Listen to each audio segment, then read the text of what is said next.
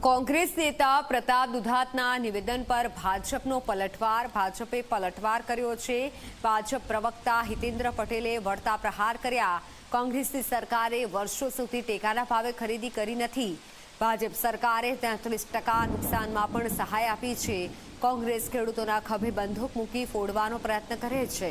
ત્યારે હાંસિયામાં ધકેલાયા નેતાઓ રાજકીય હવાતિયા મારે છે. અરાજકતાવાળી માનસિકતાથી લોકોને ઉશ્કેરાવાનું બંધ કરો તેવો ભાજપે પલટવાર કર્યો. કોંગ્રેસના મિત્રો જેમણે વર્ષો સુધી એમના સમયમાં ખરીદી જ નહોતી કરી, થોડી ઘણી જે ખરીદી કરી હતી એ ઉત્તરાયણ પછી ખરીદી કરતા હતા, હોળી પછી પૈસા આપતા હતા. આ વાત રાજકીય નથી કરતો. હું ચેલેન્જ કરું છું કે આ તારીખો સાથે આ વિગતો રજૂ કરવાની અમારી તૈયારી છે.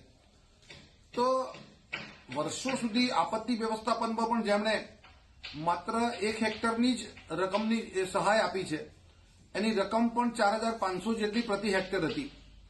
ભારતીય જનતા પાર્ટીની સરકારે એ રકમમાં પણ 4 ગણો વધારો કર્યો છે, એના વિસ્તારમાં પણ ડબલ વધારો કર્યો છે.